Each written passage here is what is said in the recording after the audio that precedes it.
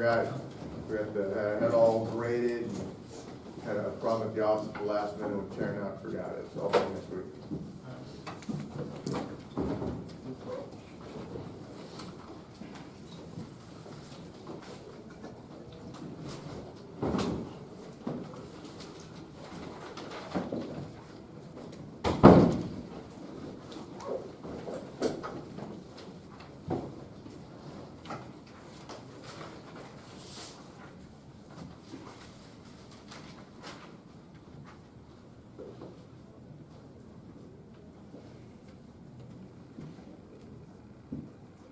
Okay, so what we're going to talk about tonight, last week we did the chapters 10 and 11, and then remember I handed out the internet assignment.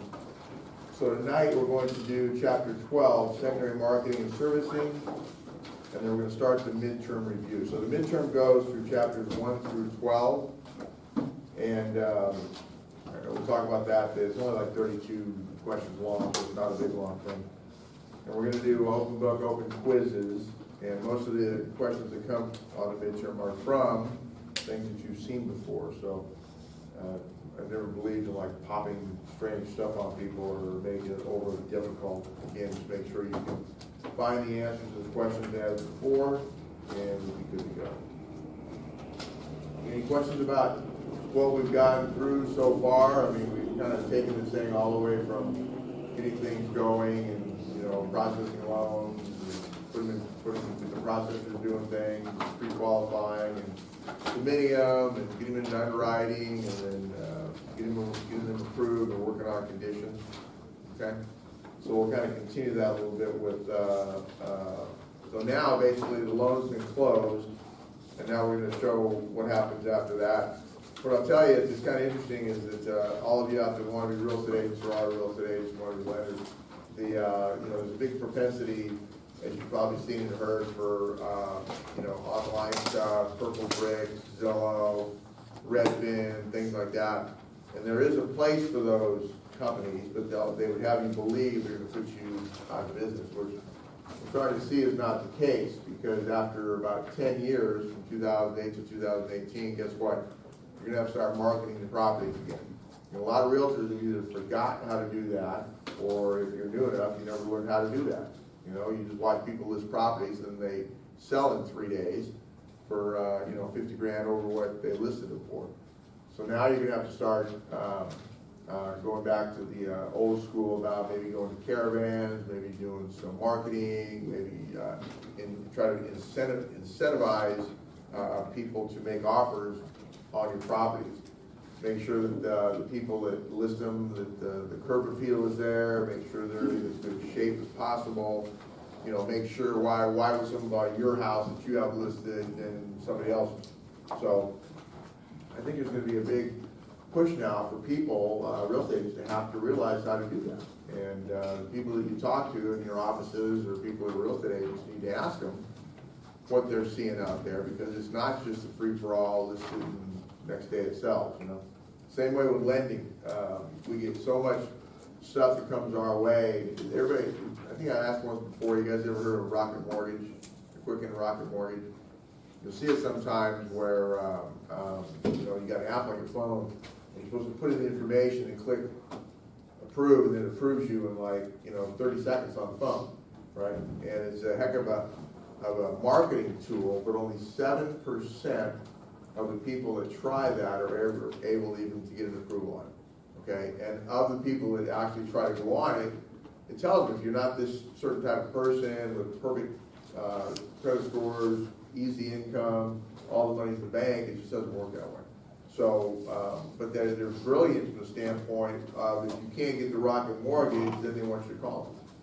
And then they can try to work into another loan. So again, I think that lenders are going to have to work harder to get people pre-qualified and pre-approved, and also maybe to come up with other ways for people to get approved. You know what I'm saying? So, you know, if you can't approve, you can't find a borrower that can get approved right away, well, how about a co-signer? Well, mom and dad co-sign it. Can you get some more money? You know, can you do an adjustable loan? Can you do an FHA loan? Whatever. I just think we have to be a little bit more cognizant, work a little bit harder, maybe think outside the box, which a lot of people haven't been used to doing. So as far as the lenders go, I tell people all the time, we've lost like 50% of our competition, because for the most part, the big banks, have kind of fallen down. If you have just a slam dunk easy deal, they can do them, but there aren't that many slam dunk easy deals anymore. So they have a problem with structuring and actually thinking outside the box on some different types of loans, how to make things work. So it's good to be a real estate agent right now and a lender, and I just think you have to work harder, maybe do your job a little bit better, if that makes sense. And why not? If you're thinking you want to make $100,000 or $200,000 a year as a lender or a realtor, I would think you would want to be an expert in your business and in everything you do. And again, one of the segments we'll do later on is how much money you can make in the business, which is kind of important sometimes. So what I did is I passed out this sheet we'll talk about in a few minutes, okay? What we do, part of what we do is we have to keep our thumb on the handle of what's going on in the market. What are rates doing? Which way they go and why they going? You want to be kind of an expert in your field, and realtors should do the same thing. If you're a listing agent and somebody asks you, well, what's going on in the market, or what do you think about the next, should we list now or should we wait 3 or 4 months or 6 months? You need to be able to tell them what's going on. They may know. They may watch Bloomberg. They may watch MSNBC News. They might know this stuff. So you have to kind of have a little bit of an idea of what's going on in the marketplace that will affect their ability to sell or buy property in the near future. So we'll talk about that in a minute. So we'll go through chapter 12, and then we'll start the midterm review. All right, so chapter 12 is the shipping and receiving. So now remember, the loan has been generated, it's been processed, it's been submitted, it's been approved, the loan documents have come out, loan documents are signed, everything went back, they closed the loan, they funded it, people got the keys. Remember, that's always chinking factor. Once the loan actually records, then typically everybody gets paid. The realtor gets paid, we get paid, title escrow gets paid, all the money gets where it's supposed to go. So the question is always, okay, well, what happens to the loan after that?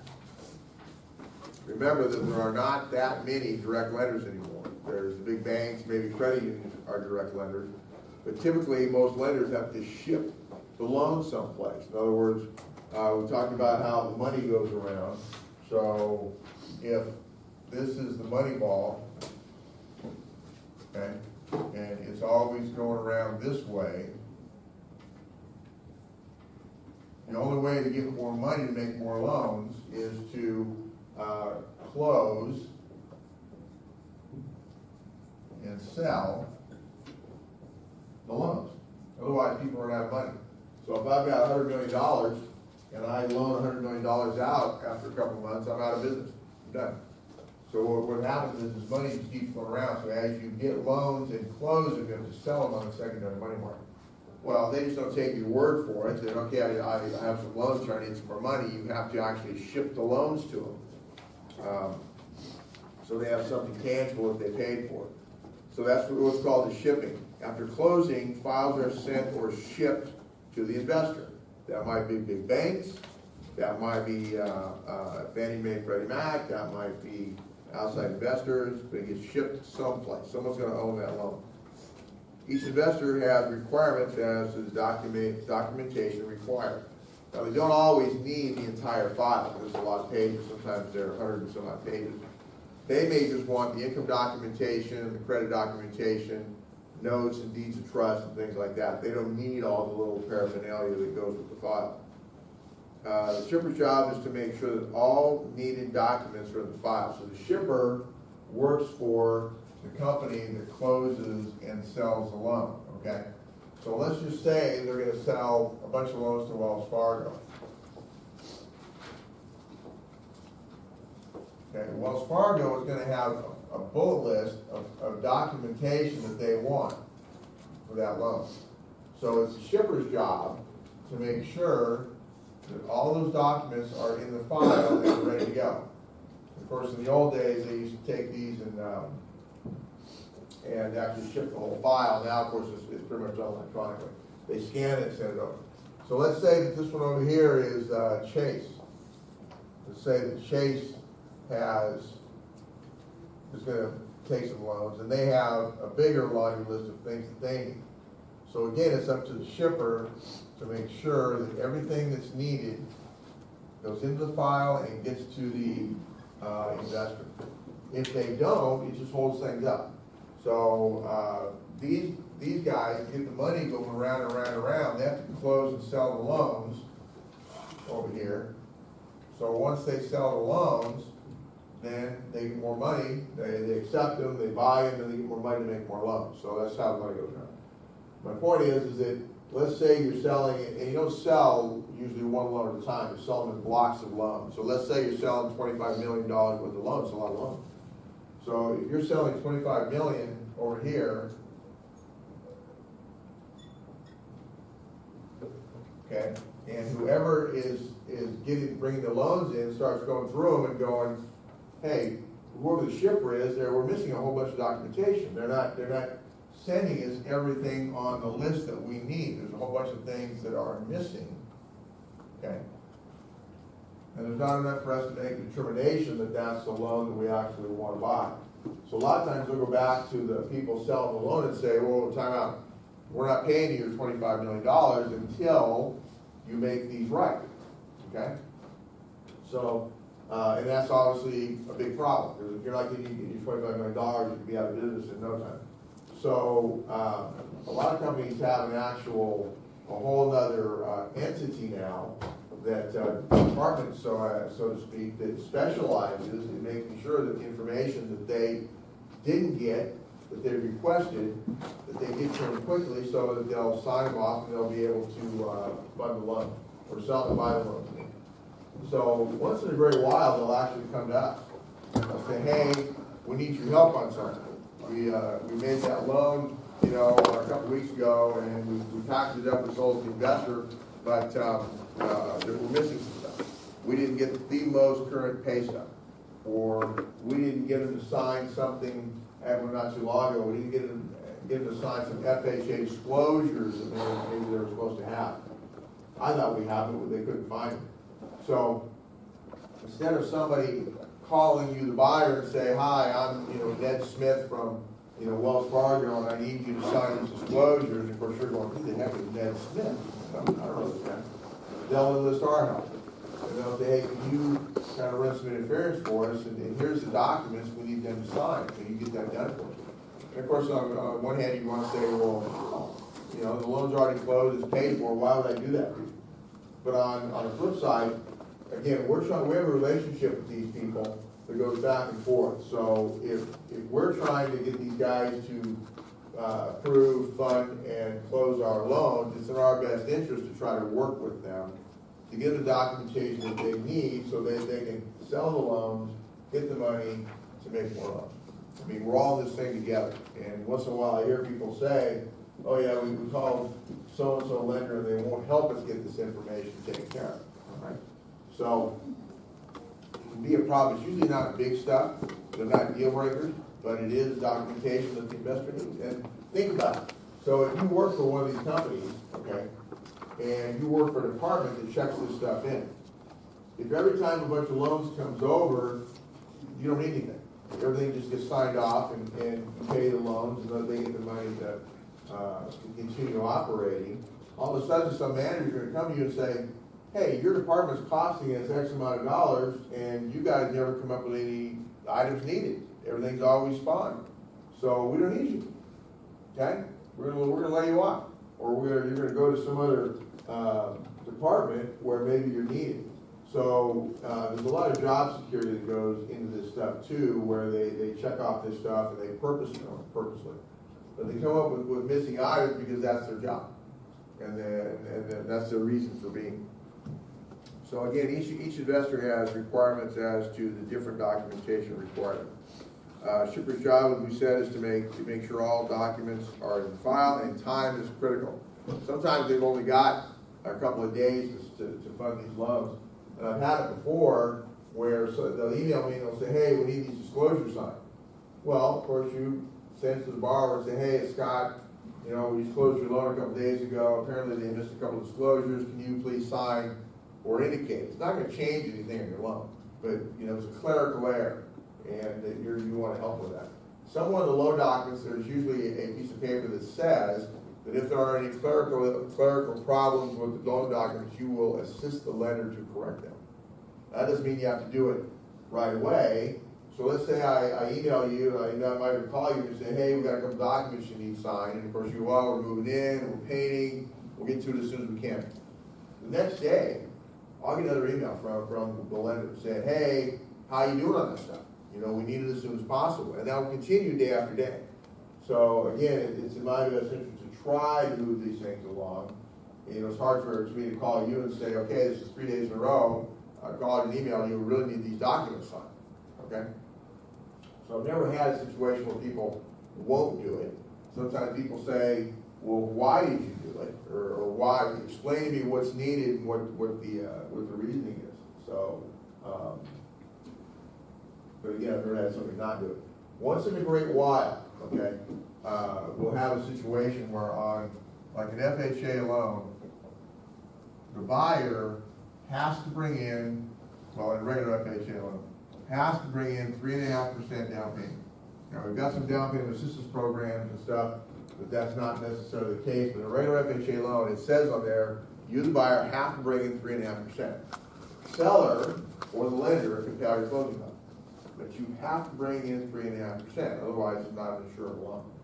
So we had one about 6 to 8 months ago where the buyer brought in the 3.5% exactly, and then the escrow made a mistake, and the escrow gave the buyer back $500. Okay, and they didn't realize that the seller and we were paying all the closing costs. So that when this deal closed, and it closed, the buyer did not bring in 3.5% of their own money. That's a problem. That's a big problem, because that loan cannot be insured by FHA if it's not 3.5%. So of course, all kinds of bells and whistles went off, and they wanted us to call the borrower and have him give the $500 back. They also wanted escrow to call, since it was escrow's mistake, and say, you need to give the $500 back. Okay? People wouldn't do it. Nope. You know, the deal's closed, we got the keys, you know, we don't know what happened here, but we're not giving you back the $500. As much as we, and they weren't mean about it, they just weren't going to do it. As much as we and the escrow company is going to make a mistake, tried to explain to them that a mistake was made, okay? And the whole situation was they were supposed to bring in their 3.5%, which was X amount of dollars, and that they put in $500 less than the 3.5%. Therefore, you owe the money back. No, we're not going to do it. We already put the check for money. We're not going to do it. This went on for about 4 or 5 days, but this loan is uninsured. So now, the lender, you know, we're out of it because we didn't have anything to do with it.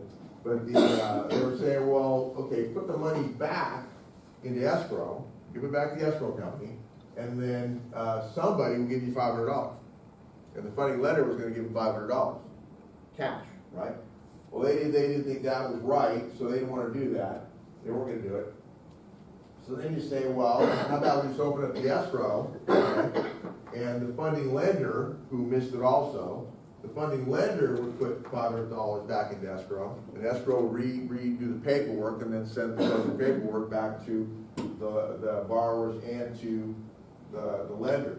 Well, they said that wasn't going to work, all right, because it was obvious that they had to have something showing the receipt of the money from the borrowers. So I don't know if that ever got resolved. Okay, so escrow kind of made a boo-boo. The funder missed it. We had nothing to do with it, thank God. Okay, because we did what we were supposed to do.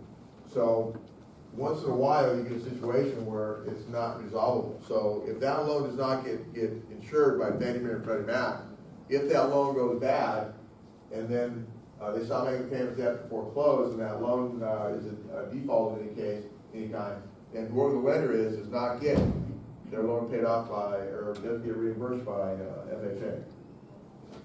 So every once in a while that happens, and, you know, you'd say, well, how does that happen? There's no way that can happen. It does happen, so. So what happens to the house? Huh? Does the borrower, the purchaser stay with the house? Yeah, it closed, it closed. So he can default if he wants, or he can pay if he wants, but who does he report to with the payments then? Well, you know, when the loan gets set up, we'll talk about that in a minute, they'll start sending their payment coupons. Okay. But because that loan, because they've not put 3.5% into the deal, the loan is not insurable by FHA. It's still a loan. Because remember, FHA doesn't make loans. Neither does VA, they guarantee them. Yeah. But they cannot and will not guarantee that loan. So the lenders are worried then about that, right? Well, lender's worried about it, he can't sell that. In other words, when you sell an FHA loan on the secondary money market, you're selling it, that it's guaranteed, it's insured by FHA. Well, in this case, it cannot be insured by FHA. And I don't know what's gonna happen when that loan hits it, they may not even send it to FHA. They may have to, keep that as an in-house loan and not sell it, which is, it's called concrete. If you can't sell your loan, that's called concrete, because let's say that's a $500,000 loan, okay? That's a $500,000 loan that is gonna stay on their books and they can't sell you more money for it. You have a question, Richard? Oh, yeah, all these junky subprime loans that happened in the 2000s, were they insured by FHA or Fannie Mae, Freddie Mac? And investors still bought them? Because of the interest rates. Oh. And we're starting to see that again. Most of the lenders that we see now are starting to come in. The last one we saw was this company called Parkside. And they're a big bank up in San Francisco. And they're a pretty good mortgage banker, they do a good job. And they do FHA, VA, conventional, all kinds of stuff. But they have resisted doing any of the non-QM loans. So now all of a sudden, the rep came in last week and said, well, we're gonna come out with these non-QM loans.